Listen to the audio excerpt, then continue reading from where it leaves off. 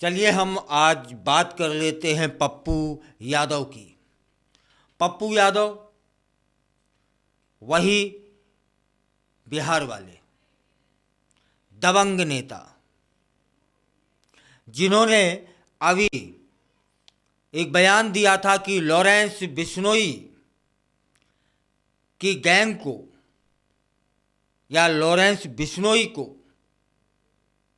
वो समाप्त करने की क्षमता रखते हैं, बशर्ते कुछ शक्तियां उन्हें प्राप्त हो जाएं। वह उनका बयान सुर्खियों में रहा, उसकी चहुं ओर चर्चाएं हुई। मैं उन्हीं सांसद पप्पू यादव के बात कर रहा हूं। अभी उन्होंने एक हाल ही में बयान दिया है, वह भी चर्चा का विषय बन चुका है, जिसमें उन्होंने जातिगत नफरत फैलाने वालों के खिलाफ कड़े कदम उठाने की बात की है। पप्पू यादव पूर्णिया से निर्दलीय सांसद हैं। अब की बार बोला है कि जाति के नाम पर नफरत फैलाने वालों के लिए बिहार में कोई जगह नहीं है। वे कहते हैं यदि वह सत्ता में आते हैं तो जातिगत नफरत फैलाने वालों को न केवल राजनीति करने से रोका जाएगा बल्कि उन्हें चुनावी टिकट भी नहीं दिया जाएगा, और इसके लिए वह एक कानून लाने का भी वायदा कर रहे हैं। पप्पू यादव ने हाल ही में सारण और सिवान में जहरीली शराब से हुई मौतों के बाद पीड़ित परिवारों से मिलने का निर्णय लिया था। उन्होंने पीड़ित परिवारों को आर्थिक मदद देने के साथ साथ यह भी कहा कि यह घटना केवल एक दुखद घटना नहीं बल्कि हत्या है। उनके अनुसार इस हत्या में जो भी शामिल है उसके खिलाफ कड़े कानूनी प्रावधान होने चाहिए। मांग की कि इस मामले में शामिल सभी लोगों के खिलाफ कड़े कानून बनाए जाएं ताकि ऐसे अपराधियों को सजा मिल सके।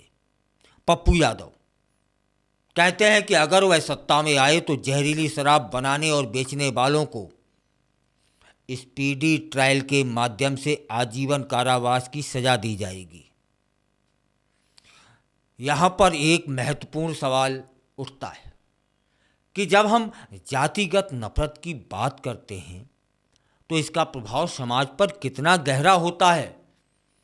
जातिवाद केवल एक सामाजिक समस्या नहीं है बल्कि यह राजनीतिक और आर्थिक विकास में भी बाधा बन जाती है। कभी कभी जब नेता जाति के नाम पर वोट मांगते हैं तब वे समाज को बांटते हैं और असमानता को बढ़ावा देते हैं। पप्पू यादव ने इस मुद्दे को उठाते हुए कहा कि जब वह सत्ता में आएंगे तो वे जातिगत नफरत फैलाने वालों को बर्दाश्त नहीं करेंगे।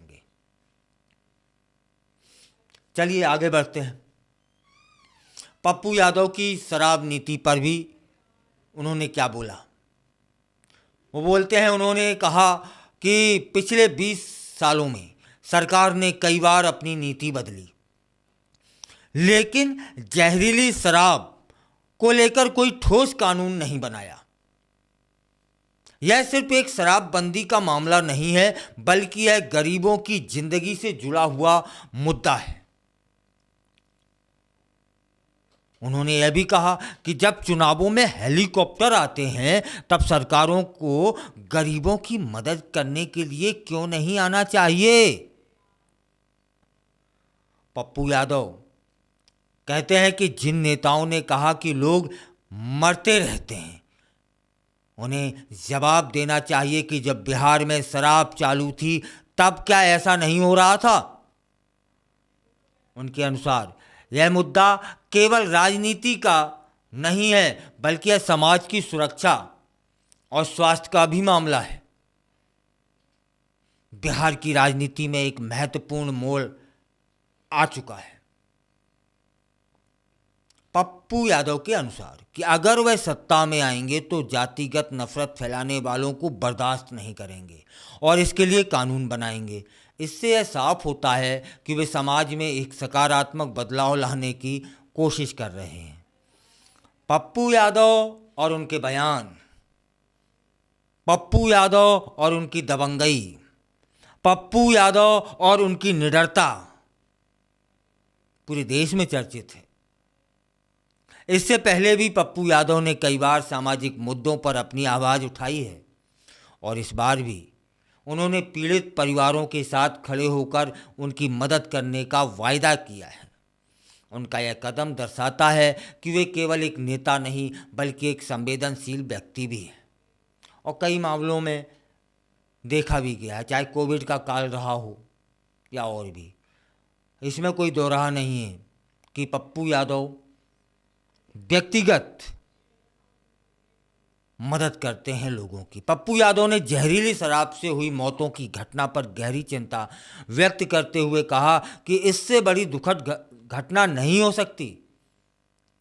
उन्होंने हत्या करार दिया इसे, यह कोई घटना नहीं है, यह हत्या है, और मांग की कि इस हत्या में शामिल सभी लोगों के खिलाफ कड़ी कार्रवाई होनी चाहिए। अरे भाई, जब बिहार में शराब बंदी है तो ये शराब पी कैसे लेते हैं लोग, और पी लेते हैं तो मर कैसे जाते हैं लोग, क्योंकि वह जहरीली होती है। ये वाकई में बहुत बड़ा मुद्दा है। इनके अनुसार तो यह हत्या है। वे कहते हैं कि सरकार को इस मामले में सख्त कानून बनाने चाहिए ताकि भविष्य में ऐसी घटनाएं ना हों। पप्पू यादव ने यह भी कहा कि अगर किसी इलाके में जहरीली शराब से मौतें होती हैं तो वहां के अधिकारियों को 24 घंटे के अंदर बर्खास्त किया जाना चाहिए।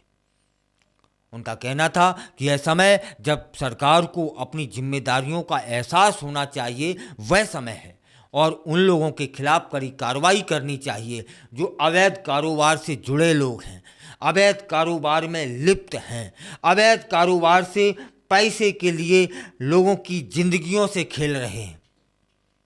उन्होंने बिहार सरकार से अपील की कि वे शराब पर टैक्स बढ़ाएं ताकि अवैध शराब का कारोबार कम हो जाए। उनका मानना है कि अगर सरकार इस दिशा में ठोस कदम उठाती है तो इससे समाज में सुधार होगा, लोग सुरक्षित रहेंगे। पप्पू यादव का यह बयान हमें याद दिलाता है कि राजनीति केवल वोट पाने का माध्यम नहीं होना चाहिए, बल्कि यह समाज की भलाई और सुरक्षा के लिए भी होनी चाहिए। हमें उम्मीद है उनकी बातें सुनकर अन्य नेता भी इस दिशा में कदम बढ़ाएंगे। खैर, पप्पू यादव के बयान चर्चा में आ ही जाते हैं। हमें यह भी ध्यान रखना चाहिए कि जातिगत जो नफरत है ये इसी शराब कांड के बाद उभर के आई, उसे राजनीति से नहीं जोड़ना चाहिए। जातिगत जो नफरत है उस पर राजनीति नहीं करना चाहिए। जातिगत जो नफरत है उसको समाप्त करना चाहिए, उसके उपाय खोजने चाहिए कि यह कैसे होगी।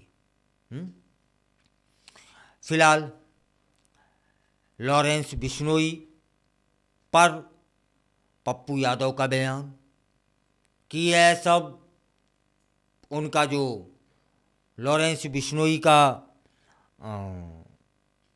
ये सब चल रहा है, मैं चंद मिनटों में समाप्त करने की सामर्थ्य रखता हूँ यदि हमें कुछ शक्तियाँ प्राप्त हो जाएं। इसके बाद का यह बयान कि यह घटना नहीं है, यह हत्या है, ये दोनों बयान पूरे देश में इस समय चर्चा का विषय बने हैं और पप्पू यादव की निडरता को भी प्रदर्शित कर रहे हैं। और पप्पू यादव अपनी जनता को कितना मानते हैं यह भी प्रदर्शित हो रहा है। फिलहाल यही चाहते हैं कि हर ओर शांति रहे और जो यह शराब को लेकर की दुर्घटना हुई है, घटना हुई है,